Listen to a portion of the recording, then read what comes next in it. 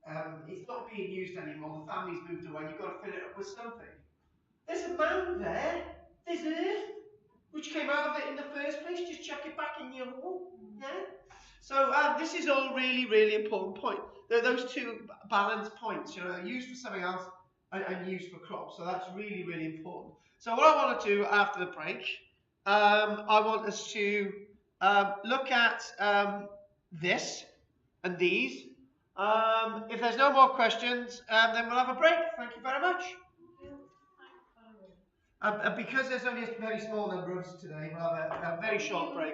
Are we using the same I think we'll use the same cups. Is there enough water? What we need to do, we need to. I'm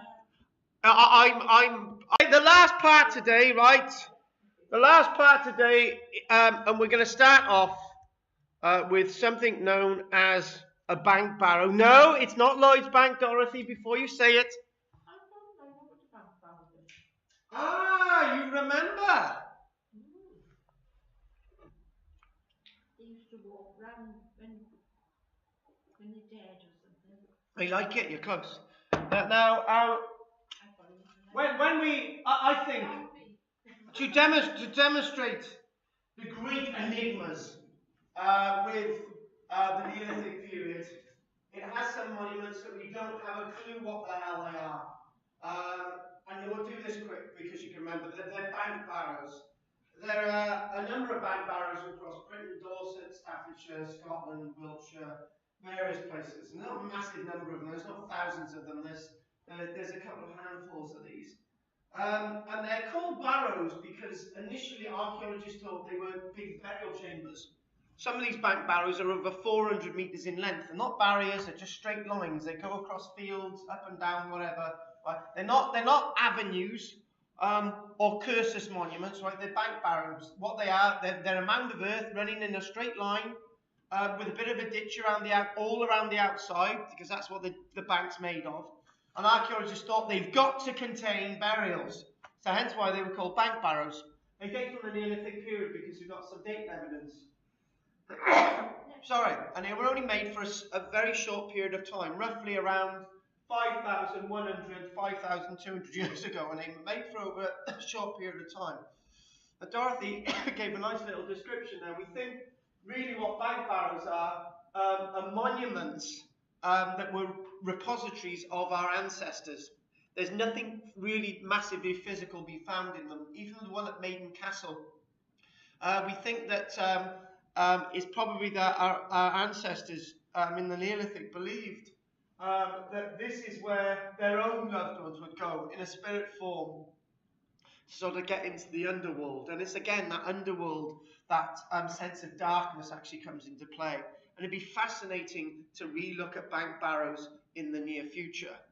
So what I'm going to do now is I'm going to chuck a few things at you, which will sort of wind this Neolithic thing up. It's a bit shorter today, and it's deliberately shorter because I want to get home early.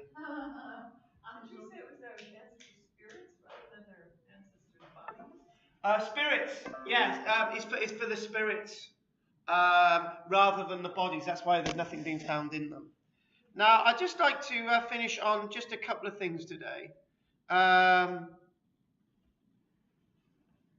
And it goes as follows, because the last thing we've sort of been doing is causeways, enclosures, and we'll sort of just quickly end on the Neolithic period. Causeway enclosures, causeway, as we already know, a string of sausages, you've got a ditch, a gap in between known as a causeway, a ditch in a concentric circle, around an area in the middle, which is the enclosure. So you've got causeway in between the ditches to get in, and the enclosure, causeway enclosure. It's a wonderful name. There are hundreds of examples known throughout Europe. There are probably about 200 known in Britain. Up until about 20 years ago, we didn't know of any causeway enclosures, well, except for one, and maybe one on Anglesey. We didn't know of any really in Wales at all. But now, in this one area, Ewenny and St. Bride's, we've got about 5.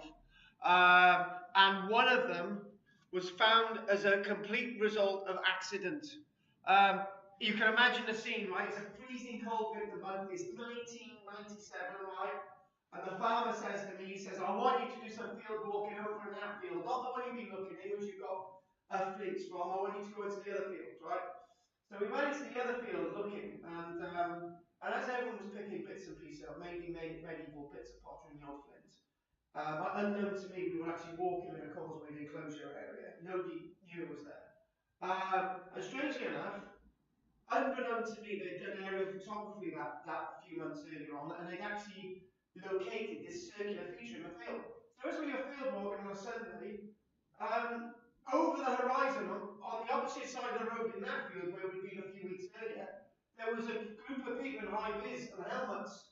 Well, back then, we didn't have any of that stuff, and they had ranging poles in the field, and they started coming towards us. And you can imagine, they're saying, Carl, calm down, calm down. I know it's another group of archaeologists, but calm down, okay? So what happened? This is like straight from the detectives. This is what happened, right? That archaeologist from the other side wandered across the field, right? And he was trying to be restrained. He had his trowel in his hand like this. And there's me, right? I'm wandering across the field, my field, and trowel in my hand like this, right? And we stand in the middle of the road, right? There's my gang behind the fence, and there's his gang behind the fence, and we're like this. And the first thing he says, what are you doing here? And I says, what are you doing here? And he says, well, we got permission to be here. And I said, guess what, mate? We got permission to be here. And he says, well, I'm a doctor of archaeology in the National Museum of Wales. And I said, all right, how can I help you then? And he said, what have you found? And I get into a real creep then. We've been finding nat flints in the field over there, and these other objects and whatever. Yeah. And he said, actually, we've just identified this as a causeway enclosure. I guess we've been field walking on there, not just that year, the year earlier on as well. It was my site! But he had the area of photography, and he was obviously so.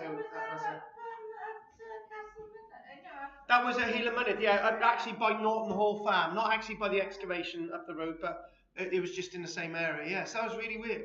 So everything you see in Detectorist does happen. So anyway, we can find them in Scandinavia, Belgium, Germany, Italy, Ireland, and you know, Scandinavia places like Norway is great. It's, you know, over the sea. So the term, as we know, causeway enclosure, is definitely not referring to a site that was actually settled. We know they were mainly built, draped on the side of the hill, okay? And they had these ditches and banks. Now, archaeological evidence implies that the enclosures were visited occasionally by our ancestors 6,000 years ago. Were never permanently occupied. The presence of human remains in the banks and ditches of the enclosures has been seen, but they're also connected with animal remains. They're built, usually draped on the side of the hill. You can sometimes find pottery in them. The environmental archaeology suggests that the European landscape, when these causewayed enclosures were constructed in places, was still heavily wooded or forested, and the enclosures were created within fields that had formerly been cleared in the Mesolithic period, and some of us believe were used for various social and economic activities. And there's some interesting points here. In 1970s, some people used to believe they were settlements. Well, you can't have settlements unless you have hearths or houses within them, so that can be discounted. Defence, well, right, we've got a ditch there, right? We've got a hole there and a hole there, and we've got a ditch there and we've got a hole there, right? Not really good for defence, right? It's a bit like iCloud. What's the one with Chichery Knot? Frankie Howard. What's it called? Up Pompeii, right? Yeah. Remember Up Pompeii? It was a bit like an Up Pompeii scene, right? Where you've got an attack, 4 Roman soldiers attacking you, and you've got 2 warriors here. And you've got a bit there and a bit there, and the Romans just go around and that's it, right? So these were not defensive sites. Some suggested that they were cattle compounds, right? So the cattle would go in this way, and instead of being kept within the thing, they would just go out that way. So they can't be cattle compounds. Trade centres. Interesting. Communal meeting places for feasting. No, but maybe for people to meet occasionally and discuss things. Cult and ritual centres. Well, archaeologists would say that. Fair enough. and occasionally used for burials. So there we go, occasionally used for burials. So I'm into this idea that they may have been used for other purposes. Annual remains, domesticated waste and pottery have been found at these sites, but the other evidence is very, very limited. And a last note to this, lots of them have been damaged as well because of ploughing side of the hill when, particularly at the time of the last war, when large parts of the landscape were under the plough for the Dig for Britain project. This is interesting. A quite eminent archaeologist known as Aubrey Burl, who Kathy fell out with one day.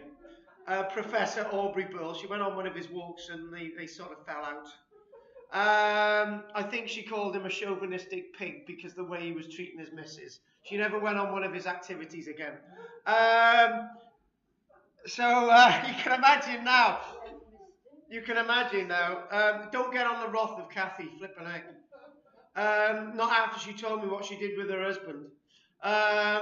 Aubrey Burl believes that building of causewayed enclosures declined smack bang at the time they started building sites like Stonehenge, Avebury, and they started thinking about these buildings that we know as burial chambers being used for burial finally.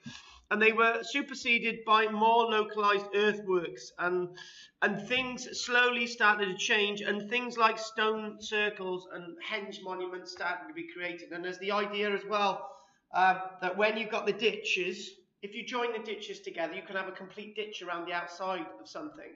We believe that Stonehenge was originally a causewayed enclosure, except it's not draped on the side of the hill. 90% are draped on the side of the hills. Some of them are in valleys, in a valley, or if you're overlooking it, and you can look down into it. And actually, you can actually look down into Stonehenge. Have you been to Stonehenge with me? You remember we went over that hill and we walked down there, and you could look down into Stonehenge. Some of you wanted to go on the bus, but we didn't. And you could look down. That's the point. You can see down into Stonehenge. So your causewayed enclosure site or whatever. But there's some. I'm gonna quote an archaeologist who I absolutely hate, but this time he's right. No. Neil, I can't stand, right? But I still love him. But this one you hate. I hate, yeah. But before we discuss Mike Parker Pearson, I don't like that guy, but for once he's actually got it right, so I'm going to do that one now. So He's a bit smarmy. he's a bit smarmy, he's a bit up himself. And he's butch. Dorothy, you wouldn't chuck him out of bed. He wears an eye patch and he looks a bit like Hitler. No. Anyway, no. This is something. Obviously, we're not doing a Neolithic for a few months, so these last two paragraphs are where we'll end. They're two big paragraphs. This is one archaeologist talking about the Neolithic period. She's known as Caroline Malone, and she wrote in Neolithic in Britain in 2001. She writes, "The Neolithic period is one of remarkable changes in the landscape." So what the Mesolithic period didn't do, they did it in the Neolithic. Societies and technology, which changed the world completely in Britain to one of orderly agricultural production, settled communities on the brink of socially complex civilizations. Now, she said on the brink. We didn't actually get there, as I said at the beginning. We didn't actually get to the likes of Mesopotamia. We didn't get to the likes of the Egyptian civilizations of Rome. We were on the brink, but we didn't get there. It was ordered. So in other words, in the Mesolithic, you had small ploughed areas of landscape, and now it was like big scale, right? It was all in. And, Anne's family was joining with the Nignog family over there to get together to create a community, okay? Hence the causewayed enclosures. It was a period that saw the arrival of new ideas. Now, where did those ideas come from? Did they actually come from the north? Did they come from Ireland? Did they come from the continent? That's interesting. And all this transformed the ideas and the hopes and aspirations of the peoples of this land. The Neolithic period opened an entirely new episode in British human history. And we noticed the word human history there. Not too much written about animals there, but animals, the landscape for animals was completely changed as well. categorically changed. Remember, we're on an island, so we're not far away from animals and they're not far away from us. It took place in Britain over a relatively short space of time, 2,000 years. In other words, over 100 generations. This landscape was categorically changed forever. Over 2,000 years, so that was from about 6,000 years ago to 4,000 years ago. That was the Neolithic period. The Mesolithic period lasted from 12,000 years ago to 6,000 years ago, a period of 6,000 years. So the Neolithic period was a very short period of time, and there were massive changes. There were massive changes in the Mesolithic period, but they occurred over 6,000 years. The Neolithic period, these occurred over 100 generations, 2,000 years. And last point here, Mike Parker Pearson. And actually, the last bit, I agree with him. And as laying the gauntlet down, this is the end bit of the year. The process of the introduction of what was going on in Britain is not fully understood, according to archaeologist Professor Mike Parker Pearson. And for Pat's ears and everybody else's ears, as follows. There is no doubt that domesticated animals and plants had to be carried over by boat from the continent after Britain itself became disconnected from Europe. Did this or did not that happen? There are a number of different options for what happened in the Neolithic in Britain, Mike Parker Pearson says, as follows. Groups of pioneers could have set off from the continent to one of the small-scale invasions. So in other words, small groups of people came over from the continent and they settled, say, on the Isle of Wight, or they settled in Kent or something. They didn't have they had a little impact on the local people.